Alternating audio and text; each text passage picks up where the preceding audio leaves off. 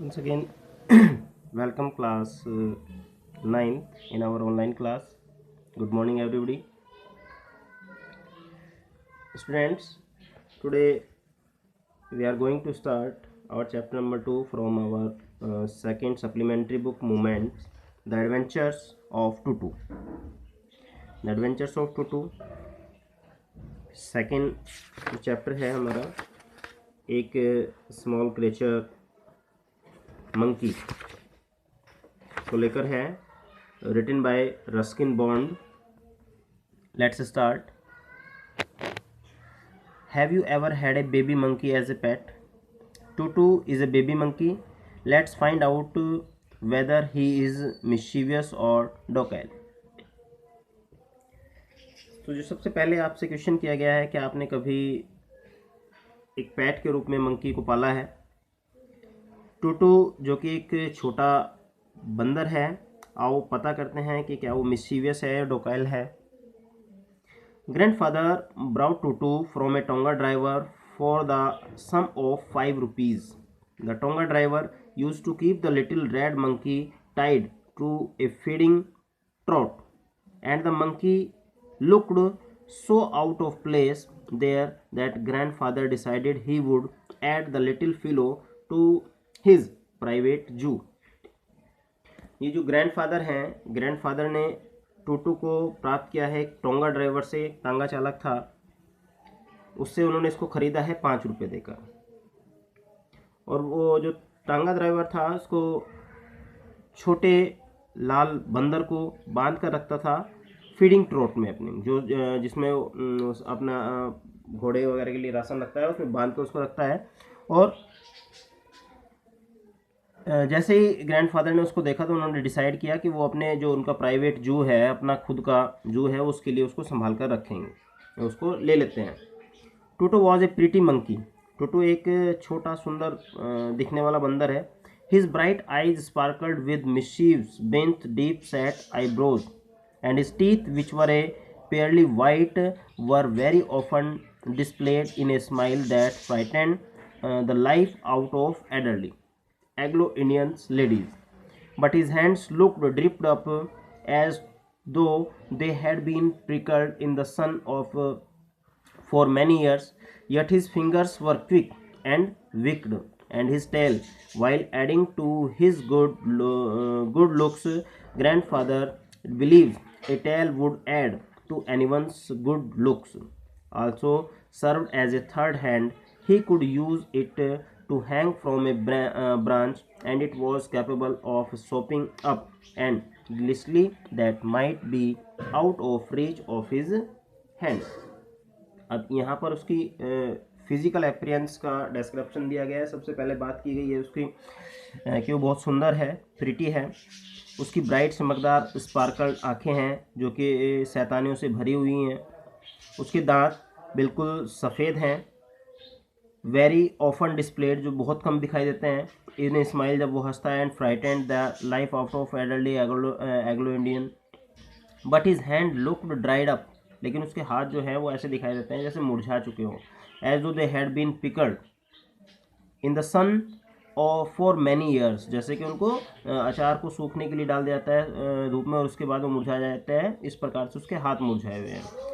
Yet his fingers were quick and wicked, लेकिन फिर भी उसकी जो फिंगर्स हैं वो काफ़ी तेज हैं और विक्ड भी हैं. वो क्योंकि जासूसी करता रहता है, चालाकी करता रहता है, शैतानियाँ करता रहता है, इसलिए वो क्या है, दुष्ट भी कहा गया है. And his tail, while adding to his good looks, grandfather believed a tail would add to anyone's good looks. और ग्रैंडफादर का मानना है कि टेल किसी के भी अच्छा दिखने के बारे में उसकी लुक कैसी है वो बढ़ाती है. Also served as a third hand, जैसे कि उसका तीसरा हाथ हो.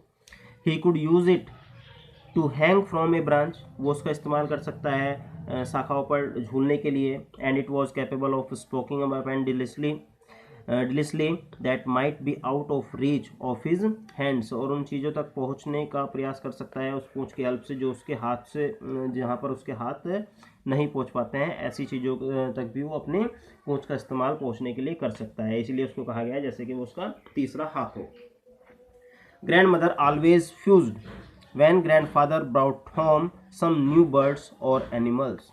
So it was decided that Tutu's presence should be kept a secret from her until she was a particularly good mood.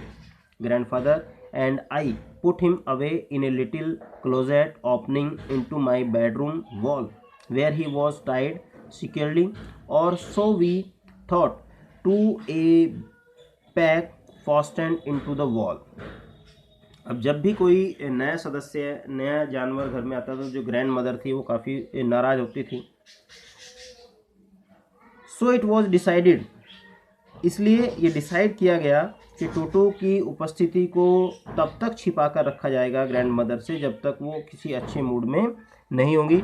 इसीलिए उसको मेरे जो कमरे के बराबर में एक छोटी सी वॉल थी उसके बराबर में उसको छिपा कर रखा गया. A few hours later, when grandmother and I come back to release Tutu, we found that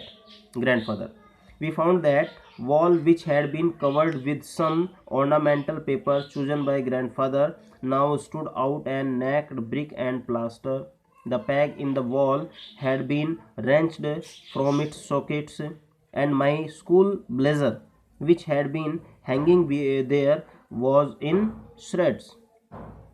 अब कुछ समय के पश्चात, कुछ घंटों के बाद, जब ग्रैंडफादर और मैं वहाँ पर पहुँचते हैं तो देखते हैं कि जो पोस्टर्स वगैरह से दीवार को कवर्ड किया गया था वो सब वहाँ से उतारे गए हैं, सबको फाड़ दिया गया है और अब केवल दीवार का प्लास्टर वहाँ पर दिख रहा है. यहाँ तक कि जो उसका स्कूल का ब्लेजर था उसको भी टुकड़े टुकड़े कर दिया गया है. आई wandered what grand mother would say. अब मुझे आश्चर्य होने लगा ग्रैंड मदर क्या कहेंगे इसके बारे में. But grand father did not worry, लेकिन ग्रैंड फादर को इस चीज़ से कोई चिंता नहीं हुई. ही सीम्ड प्लीज्ड विद टूटूज परफॉर्मेंस, और वो टूटू की इस परफॉर्मेंस से काफ़ी खुश नजर आए. He is clever sad grandfather, grandfather ने कहा कि ये काफ़ी चतुर है. गिवन टाइम, इसको समय दिया जाना चाहिए. I am sure he could have tied the torn PCs of your blazer into a rope and made his escape from the window. I am sure, grandfather बड़े surely कहते हैं, he could have tied the torn pieces of your blazer, कि इसको बांध दिया जाना चाहिए तुम्हारा जो ब्लेजर इसने फाड़ा है उसकी सहायता से. and made his escape from the window, और इसको विंडो से बचने का, निकलने का रास्ता दिया जाना चाहिए. His presence in the house still a secret, अभी तक भी उसके घर में उपस्थिति एक सीक्रेट थी. Toto was now transferred to a big cage in the servants' quarter where a number of grandfather's pets lived very sociably together. अब टूटू को वहाँ से हटाकर जो जहाँ पर सर्वेंट्स के क्वार्टर थे वहाँ पर रखा गया है उनको, जहाँ पर और दूसरे जानवर भी काफ़ी सामाजिकता से रहते थे साथ साथ. ए टोर्टोइज, जानवरों में कौन कौन था. A tortoise, a pair of rabbits, a tame squirrel, tame यानी कि कायर, and for a while my pet goat, और वहीं पर हमारी पैट गोट भी रहती थी. But the monkey would not allow any of his companion to sleep at night, लेकिन वे लोग जो काफ़ी सभ्यता से रहते थे, सामाजिक तौर से जो वहाँ पे रहते थे, बंदर उनको कभी भी आराम से नहीं रहने देता, ना सोने देता, ना खाने देता, ना पीने देता. सो grandfather, who had to leave Dehradun next day to collect his pension in Saharanpur, decided to take him along.